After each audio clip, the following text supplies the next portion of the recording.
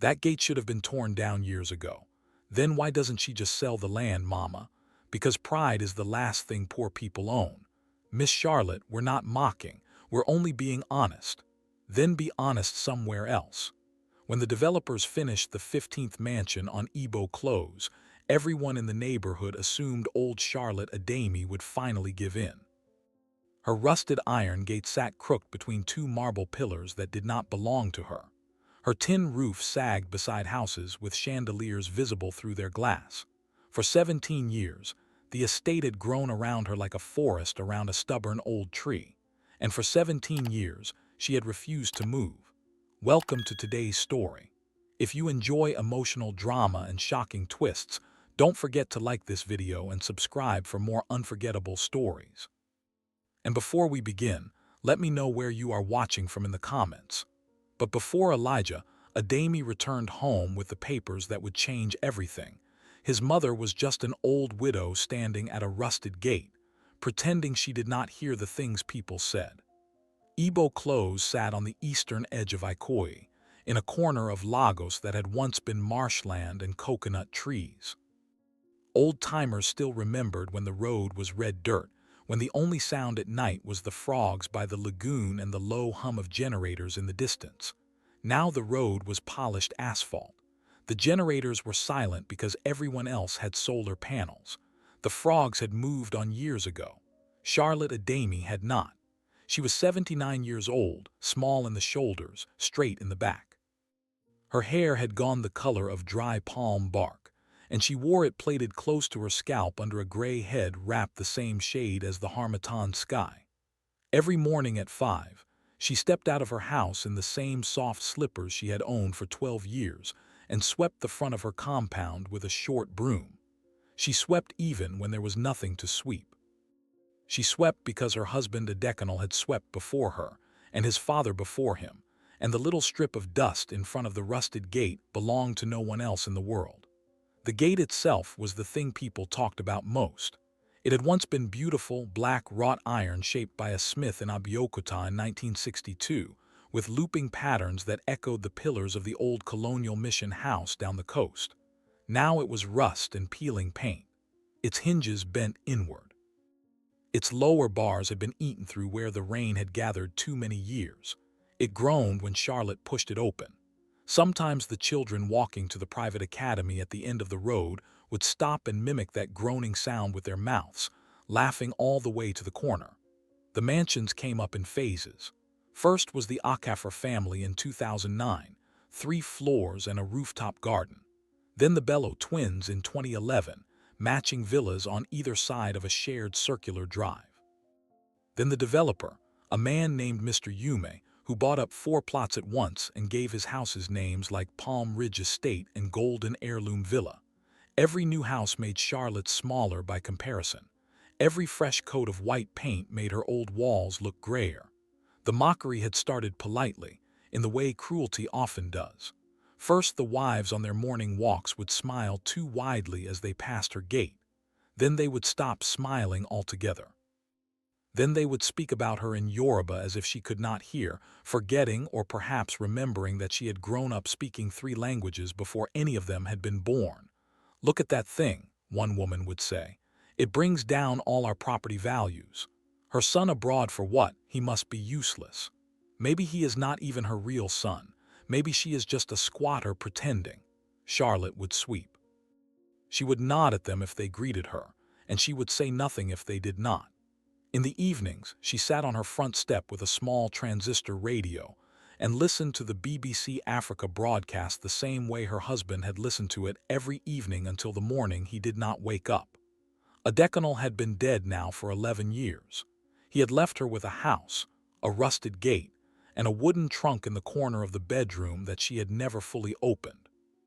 She had never opened it because she already knew what was inside, and she had made a promise long ago that the papers in that trunk would not leave the house until her son came home. The neighbors on Ebo Close had a way of measuring things. They measured the height of their fences against each other. They measured the horsepower of their engines when they idled at the intersection. They measured how many domestic staff walked in and out of their gates each morning. and they measured Charlotte Adami by everything she did not have. Mrs. Adiz Akaffer lived directly across the road. She was 52 years old, married to a petroleum contractor, and she had spent the last decade slowly replacing every original feature of the plot her family had purchased in 2009.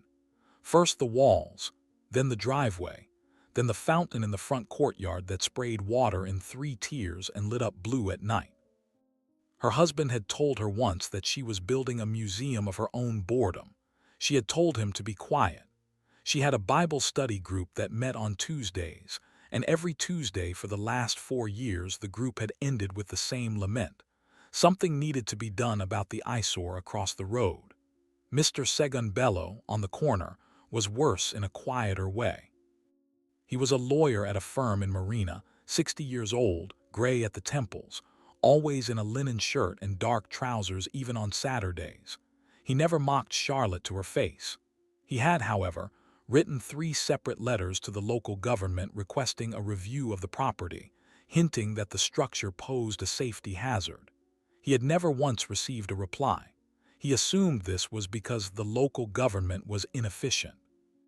He did not know that a copy of every letter had been quietly filed in a drawer in an office 14,000 kilometers away by a young Nigerian paralegal who had been instructed to keep watch on any correspondence involving the Adami plot. And then there was Mr. Yume, the developer. He was a wide man with wide gestures and a laugh that arrived before his jokes did. He had built 4 of the 15 houses on Igbo Close, and he was the only person who ever came to Charlotte's Gate directly. He came every 8 or 9 months. He came with a driver, a briefcase, and a rehearsed sadness in his face. "Mama Charlotte," he would say, calling her by a name she had never given him permission to use. "The offer is now 180 million naira. Cash. You can move into a beautiful place in Aikja. Your grandchildren, when they come, they will visit you in comfort. This house is too much for you." Charlotte would listen. She would fold her hands in front of her. She would say, "Thank you, Mr. Yume. Please give my greetings to your wife." Then she would close the gate. Each time the number had gone up. Each time she had said the same thing. What none of them knew was that Charlotte took a walk every Wednesday morning. She walked to the small post office 2 streets over, where a young woman named Toyin held her mail behind the counter and greeted her by name. Once a month, sometimes twice, Charlotte would receive a thick manila envelope from an address in London. She would take it home, unopened, and place it in the wooden trunk. She never read the letters. She trusted the person who sent them. That person was her son. Elijah Adami was 51 years old and had not set foot on Igbo Close in 19 years. He had left in 2007 with a small suitcase and a scholarship to King's College London, where he had earned a law degree, and then a second degree at the Sorbonne in property and colonial land law. He had worked first in London, then in The Hague, then in Accra, and finally back in London again, where he had built a quiet reputation as one of the few African-born lawyers in Europe who specialized in the recovery of colonial-era land titles across West Africa. He was not famous. He did not want to be famous. His name appeared in the footnotes of legal journals, and that was where he preferred it. He had never married. He had 2 cats, a small flat in Bloomsbury, and a filing cabinet full of cases he had won for widows in villages his London colleagues could not pronounce. Elijah's decision to return home did not come from a phone call or a crisis. It came from a photograph. His mother had never been comfortable with cameras, but a young woman from the church down the road had taken a picture of her one Sunday morning and posted it online. Elijah had a young paralegal at his firm, a Nigerian named Femi, who scrolled through those things the way older people read newspapers. Femi had come into Elijah's office one Thursday afternoon with the photograph pulled up on his phone. "Sir," he had said, "is this your mother?" Elijah had taken the phone. He had looked at the picture for a long time. His mother was standing at the rusted gate. Behind her on either side rose 2 enormous white houses with balconies and Greek columns. She looked smaller than he remembered, not weaker, just smaller in the way a landmark looks smaller when tall buildings surround it. He did not say anything for a moment. Then he handed the phone back and said, "Book me a flight." Femi had asked, "For when, sir?" Elijah had said, "For as soon as possible, and bring me the Ademi file." Femi had blinked. He had worked for Elijah for 3 years and had never seen a file with that name. Elijah had said, "It is not in the office. It is in my flat in the third drawer of the desk in the study. There is a small brass key in the top drawer. Bring both." The file was old. It had been assembled slowly over almost 2 decades, and it contained things a man could not gather in a hurry. There were photocopies of surveys from the 1950s. There were letters between British colonial administrators from as far back as 1938. There were land tax receipts, faded and taped together. There were 3 separate confirmations from the Federal Ministry of Lands in Abuja, each obtained through carefully placed inquiries, each stating that the boundaries of the original Ademi plot had never been formally subdivided in the National Registry. There were also the letters, the manila envelopes his mother had never opened. He had asked her not to. He had told her years ago that if she opened them she would want to act, and if she acted too soon the whole structure of what he was building would collapse. She had trusted him. She had put them in the trunk. She had continued to sweep the front of the house. Elijah flew Emirates through Dubai and landed at Murtala Muhammad Airport at 4:17 in the morning on a Tuesday in late October. The Harmattan had just begun to arrive. The air smelled like dust and diesel, and he stood outside the terminal for a full minute and simply breathed. He had not smelled that particular smell in almost 2 decades. He was surprised by how much it moved him. He had booked a car through a service he trusted, a Toyota Camry driven by a quiet man named Ibrahim. He put his 2 suitcases in the trunk himself. He did not want anyone else touching them. One of the suitcases contained clothes. The other contained the Ademi file, wrapped in oilcloth and locked with 2 brass padlocks. The drive from the airport to Ikoyi took just over an hour at that time of morning. Elijah watched the city change through the tinted window. There were more billboards than he remembered, more bright signs advertising Chinese-owned restaurants and Turkish clothing stores. The third mainland bridge stretched out over the lagoon the way it always had, but the water beneath it looked different, darker and thicker somehow. He passed the National Theater. He passed the old Federal Palace Hotel. He passed the roundabout where his father had once bought him a coconut from a woman with a machete and a wooden stool. He wondered if the woman was still alive.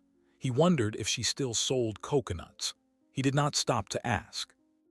When the car turned onto Ibo Close at exactly 5:38 in the morning, Elijah asked Ibrahim to stop at the top of the road. He wanted to walk the last 200 meters. He wanted to see it the way strangers saw it. He wanted to see what his mother saw every day when she opened her rusted gate to sweep the small strip of dust that no one in the whole neighborhood believed still belonged to her. The road was quiet at that hour. The streetlights were still on, casting orange circles onto the polished asphalt. The security guards inside the mansion gates dozed on plastic chairs. A single generator hummed somewhere deep behind a wall. Elijah walked with his hands in his coat pockets, his rolling suitcases left in the car, only a slim leather folio tucked under his arm. He wore a dark navy jacket, gray trousers, and shoes that had been polished the night before in a hotel he had never checked into. He looked to anyone glancing casually, like a middle-aged man who had gotten lost on his way home from a business trip. He did not look like a lawyer. He did not look like a son. He counted the houses as he walked. The first mansion belonged to a family called Adekoya, a name he did not recognize. The second was 3 floors of white plaster with a gold trim that caught the streetlight like an insult. The third had a wrought iron sign that read Golden Heirloom Villa in cursive script. Elijah paused at the sign. He read it twice. He almost smiled. The irony of that name standing where it stood was so thick he could have cut it with a butter knife. He kept walking. He passed the 4th house and the 5th. Each mansion sat behind a taller gate than the one before. Each had a name plaque that suggested inheritance, permanence, dignity earned across generations. Palm Ridge, Grace Court, Bellow Manor, Odegwu Heights. He read the names the way a doctor reads the symptoms of a patient who does not yet know what is wrong with them. And then he saw it. On the left, Between two enormous walls sat a low bungalow with a corrugated tin roof and a rusted iron gate. The gate was crooked in a way that made it look almost apologetic, as if it had been standing there so long it had begun to lean toward the earth in preparation to return. Behind it, dim in the shadow of the neighboring house, sat the compound of his childhood. Elijah stopped. He did not walk any closer. He stood in the middle of the road and let himself look. The mango tree his father had planted in 1974 was still there. It had grown taller than the roof of the house now. The lower branches had been trimmed at some point, probably by his mother with a machete she should not have been using at her age. He could see the outline of the small stone bench under the tree, the one where his father used to sit and read the Daily Times every Sunday morning. He could see the corner of the front veranda where a single kerosene lantern still hung, though he doubted his mother used kerosene anymore. He wondered if she had electricity that worked. He wondered if the roof still leaked in the small back room where he had slept as a boy. He heard a sound, a soft, familiar scraping. The whisper of a short broom on hard dirt. He looked up. The rusted gate groaned open. His mother stepped out into the pale orange light of the street lamp. She was wearing a gray head wrap and a faded blue wrapper. She held the short broom in her right hand. She did not see him at first. She began to sweep. The same slow, patient strokes he remembered from his childhood, the strokes that had shaped the dust in front of the house into a small, clean arc every morning of his life until he had left. Elijah stood in the road and watched her. He did not move. He did not call out. He wanted, for one moment, to see what she looked like when she believed no one was watching. She looked exactly the same. She looked exactly as he had left her 19 years before, only smaller, only grayer, only more precise in her movements. She looked like a woman who had never once considered that she might be wrong to stay. She lifted her head. She saw him. She did not gasp. She did not drop the broom. She simply stopped sweeping. She stood very still and she looked at him across the length of the road. And then, in a voice that carried no surprise at all, only a quiet certainty, she said, "You are early. I did not expect you until Thursday." Elijah walked toward her slowly. Each step felt longer than the last. When he reached the gate, he did not embrace her at first. That was not how they had ever greeted each other. He set his folio down on the top of the low wall beside the gate, and he took his mother's small hand in both of his, and he pressed the back of it lightly to his forehead in the way she had taught him when he was 7 years old. She had not asked for that gesture in 19 years. He had not forgotten it. "Ma," he said. "Elijah," she said. And then, because she was still Charlotte Adami, she said, "Come inside. The kettle is on. You will want tea before the noise starts." The compound was smaller than he remembered, which he had expected, but it was also cleaner than he remembered, which he had not. His mother kept the interior of the house the way a museum curator keeps a small gallery. The concrete floor had been polished so many times it shone. The armchairs in the parlor still wore the same white lace covers she had crocheted herself in 1996, only they had been washed and starched and rearranged with the patience of a woman who had nothing but time. A framed photograph of his father hung on the wall opposite the door, a Decanal Adami at 54, in a dark suit, standing outside the old Federal Land Registry office on Marina. The photograph had been taken in 1998. Elijah had taken it himself with a Kodak camera his father had bought him for his 23rd birthday. He sat down on the armchair he had always sat on as a boy. It was smaller than he remembered, too. His mother went to the small kitchen at the back and returned with 2 enameled cups of Lipton tea, no milk, 1 lump of sugar in each. She handed him one, then sat opposite him with her hands folded around her own cup. She did not speak. She waited. Elijah drank half the tea before he spoke. "You look well, Ma." "I look old," she said. "I am old. There is no shame in it. You have gained weight in the face. It suits you." He almost smiled. "The trunk," he said, "is in the same place," she said. "I have not opened it. I have not touched anything in it since the last envelope arrived in August." "Good. Have you slept?" "I slept on the plane." "That is not sleep. You will sleep here today. You will eat first. Then you will sleep. Then we will talk about the papers." He wanted to argue.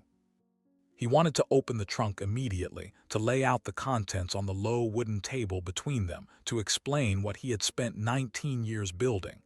But he had learned long ago that his mother did not respond to urgency. She responded to sequence. She responded to the correct order of things. And she had lived 79 years knowing exactly what the correct order was. So he nodded. He finished the tea.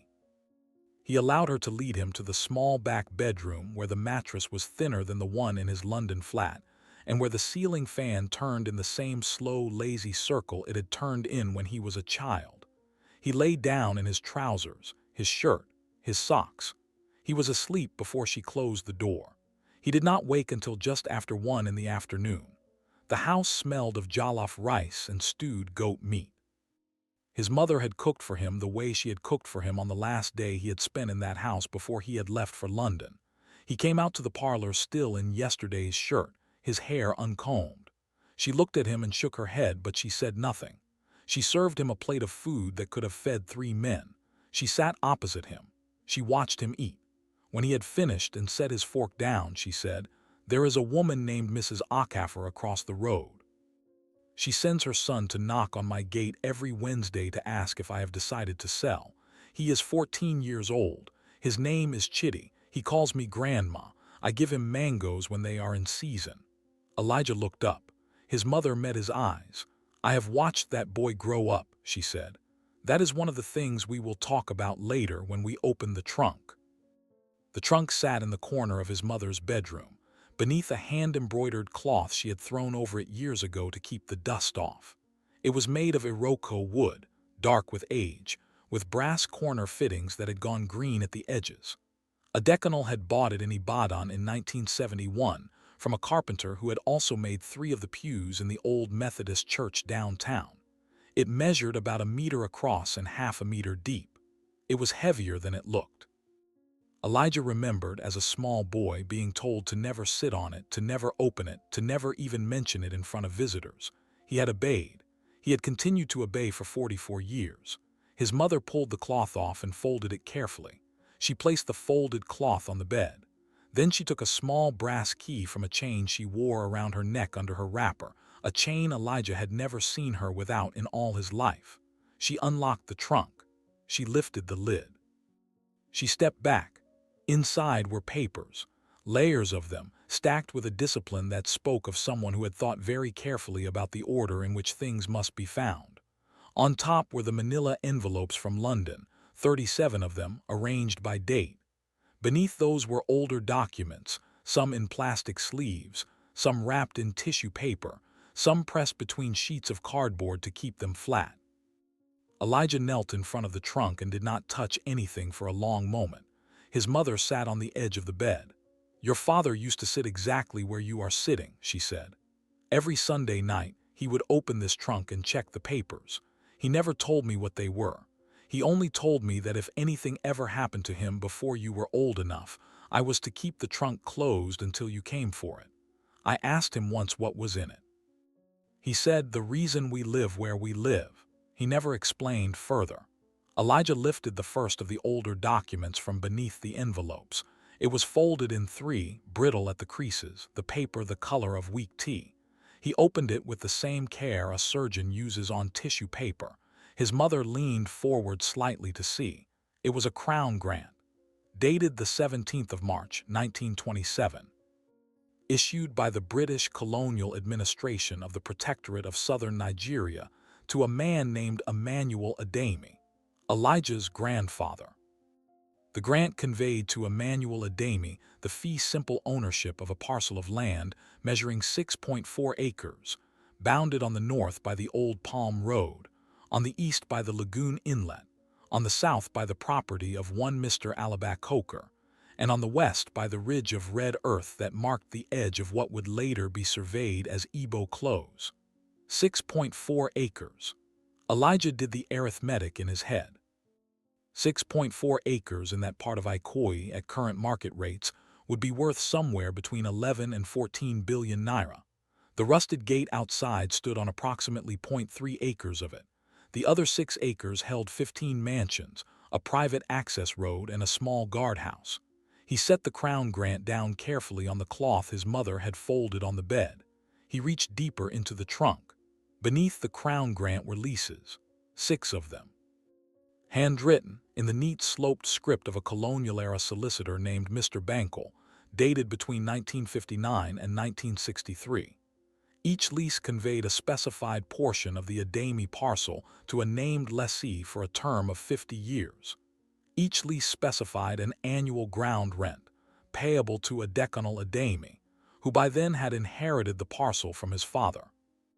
Each lease contained a reversion clause, standard for the period, which specified that upon expiration the land and all improvements upon it would revert to the freeholder without compensation to the lessee unless a new lease had been negotiated and executed in writing. Elijah checked the dates on each lease. The first had expired in 2009, the second in 2011, the third in 2012. The most recent had expired in July of 2013. Every single lease on the entire 6 acres had expired more than a decade ago, and not one of them, so far as any registry in Lagos knew, had ever existed. Elijah spread the leases out on the bed in the order they had been executed. He worked in silence.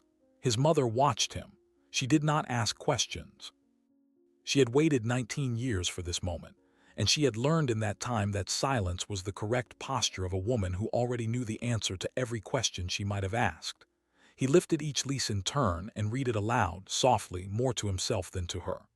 The first was to a man named Alhaji Musa Bello, dated 1959, term of 50 years, expired 2009. That was Segun Bello's grandfather, the lawyer on the corner. The second was to a Mr. Christopher Okafor, dated 1961, expired 2011. That was the great-uncle of Adiz Okafor, the wife of the petroleum contractor. The third was to a Miss Comfort Adekoya, dated 1962. The fourth to a Mr. Emeka Yume, 1963. The developer's father, Elijah realized. The name felt heavier when he read it out loud. There were 2 more, both to families whose names he did not recognize, families whose plots had since been sold and resold and consolidated by Mr. Yume into the 4 properties he now controlled. He set the last lease down. He looked at his mother. "You knew about the reversions," he said. "I knew," she said. "Baba explained everything before he died. Baba explained everything the year you left for London. He was very tired that year. He kept saying he needed to tell me before it was too late. He told me the leases. He told me the reversion dates. He told me what Mr. Bankel had put into the documents so carefully. He told me that if a single one of the lessees ever tried to renew after expiry without formal negotiation, the land would return to us cleanly. He told me not to remind them." Elijah nodded slowly. "So they simply forgot." "They did not forget," she said. "They chose not to remember. There is a difference. Mr. Yume's father knew. He died in 1998. Mr. Yume himself has known since 2007. He is the one who paid someone at the registry in Alasa to bury the file. You know this? I know it because in 2008 a young man came to my gate. He was very frightened. He said his name was Tund and he worked at the ministry as a filing clerk. He said his supervisor had ordered him to remove the Ademi file from the archive and replace it with a new folder containing only a note that said the original file had been misplaced during the transfer of records from Marina to Alasa. He said he could not do it. He said his conscience would not let him. He gave me a copy of the memo that authorized the removal. It is in the trunk, 4th envelope from the bottom, in the green plastic sleeve. Elijah looked at her for a long moment. "Ma," he said, "you have had proof of criminal registrar tampering for 18 years. Yes, you never told me. I sent you the copy in 2008. In the second envelope of that year, you told me not to open the envelopes. You said you would review everything when you came home." She paused. "I obeyed you, but I sent it, and you had it in London. Whether you looked at it or not was your business, not mine." Elijah pressed his hands flat against his knees. He had, in fact, looked at every envelope. He had catalogued every document. He had built his case slowly and quietly for 19 years, using the memo, the leases, the crown grant, the registry confirmations from Abuja, The sworn statement he had eventually taken from Tund in 2014 in a small office in Aikja, and a dozen other pieces of evidence he had gathered with the patience of a man who understood that a case built too quickly could be dismantled just as quickly. He had known. He had always known. What he had not known until this moment was that his mother had also known and had chosen for 18 years to say nothing, not even to her only son.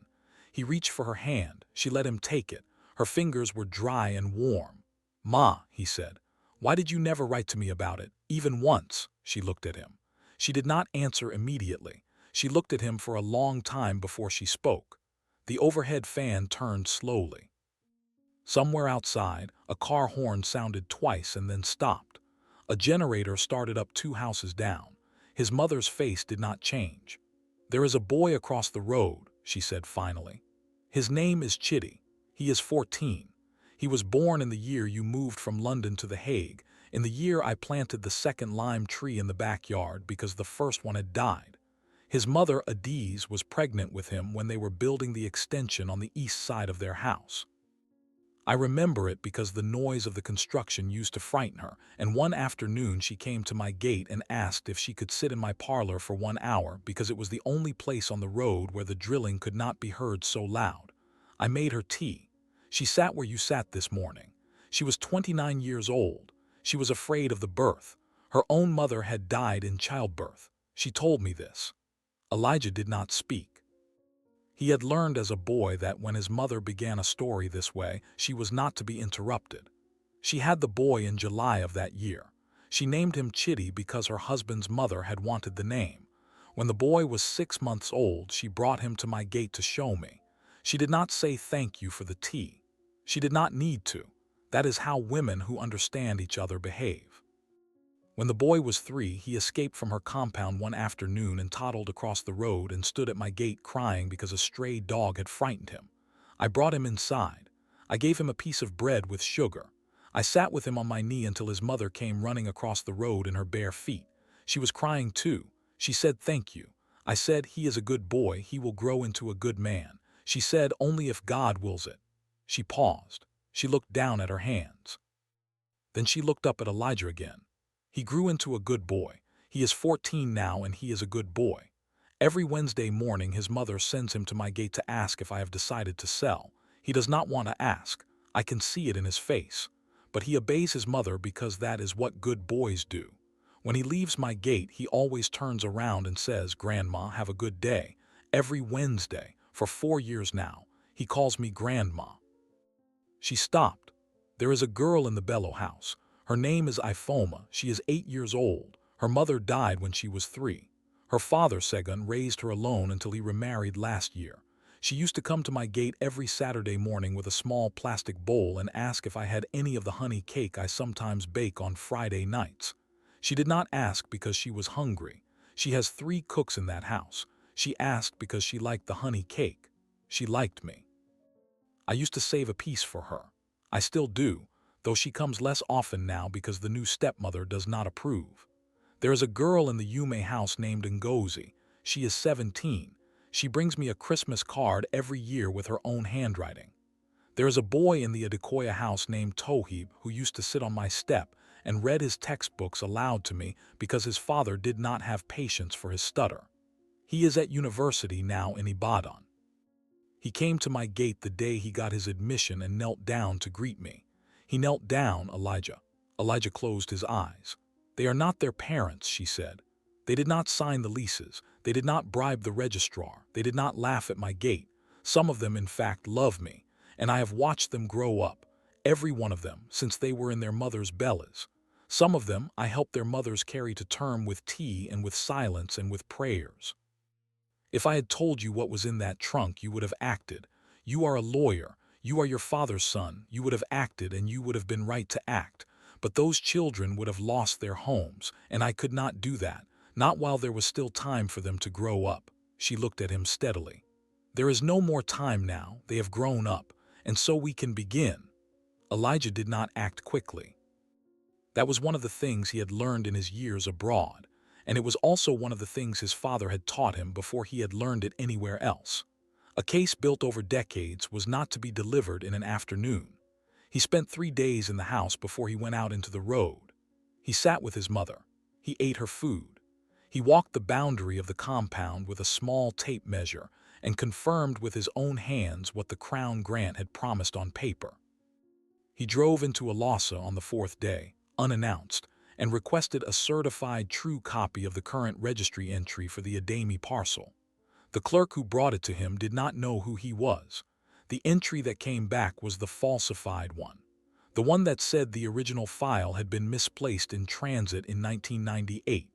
Elijah folded it, thanked the clerk politely, tipped him 1,000 naira, and left. That evening, in his mother's parlor, he opened his leather folio for the first time since arriving. He removed a document he had prepared in London 6 months earlier and carried with him across 4 countries.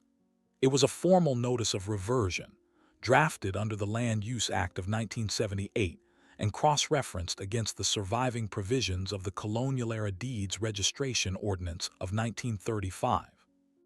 The notice had been prepared in 15 identical copies, one for each mansion on Ibo Close. Each copy named the current occupant, the historical lessee, the date of lease execution, the date of lease expiration, and the statutory basis for reversion of the freehold. Each copy was signed by Elijah in his capacity as legal representative for the freeholder, Mrs. Charlotte Ademi, sole surviving beneficiary of the estate of Adekunle Ademi. He also carried the sworn affidavit of Mr. Tunde Ojo, the former filing clerk, taken in Ikja in 2014 and notarized before a commissioner of oaths. And he carried a certified copy of the original Ademi file, which he had obtained through a parallel process using a colleague at the Federal High Court in Abuja who had located a duplicate in the National Archive. He had, in short, everything he needed.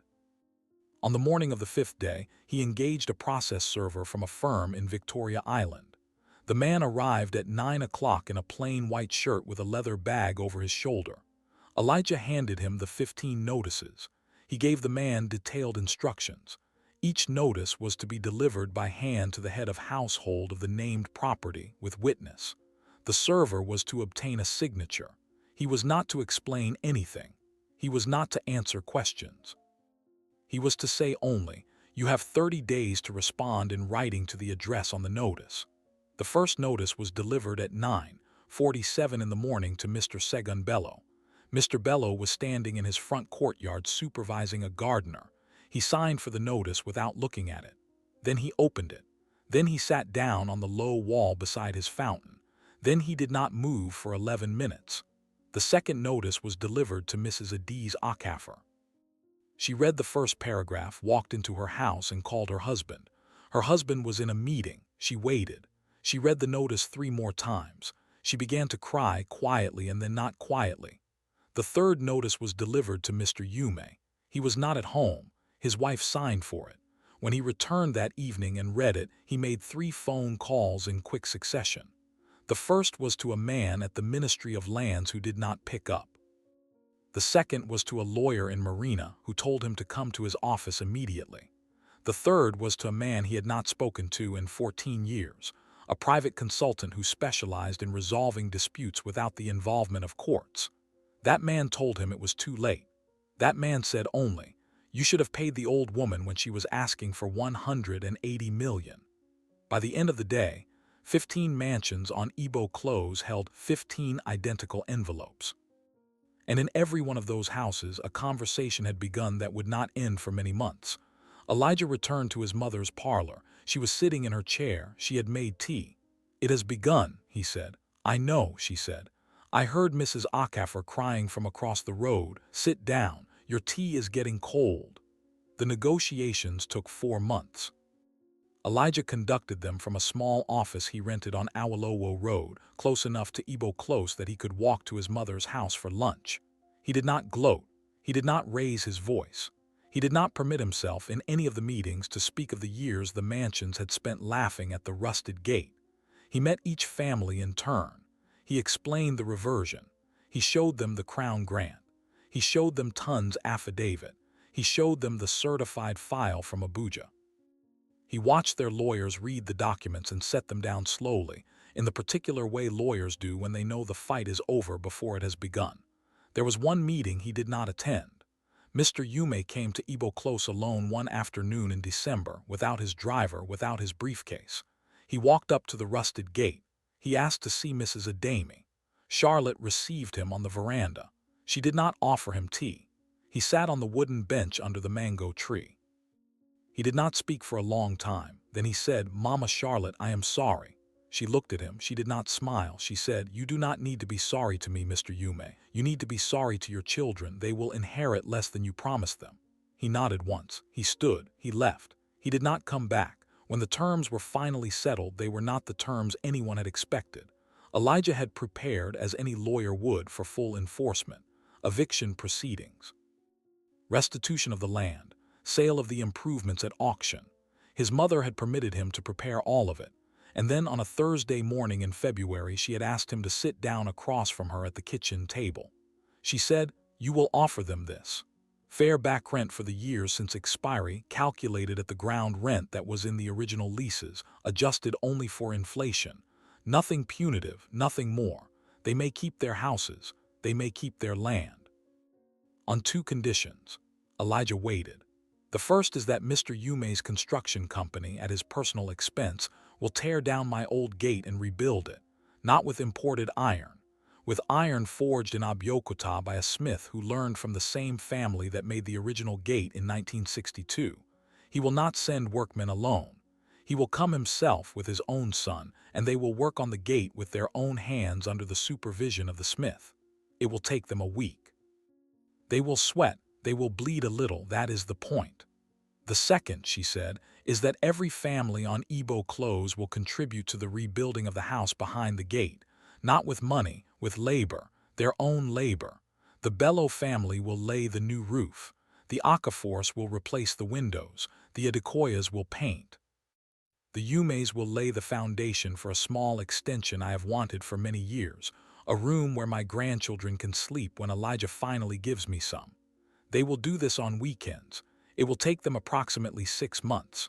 Their children, the ones who are old enough, will help. Chidi will help. Ifoma will help. Ngozi will help. Tohib will help when he is home from university. This is not punishment. This is memory. They will remember for the rest of their lives what it means to build with their hands what other people take for granted, and they will never mock a widow again. Elijah looked at his mother for a long time. Then he wrote it down, every word. The families accepted. There was no other choice, but they accepted also because they understood, some of them for the first time in their lives, that they were being given something they did not deserve. The gate was rebuilt in April.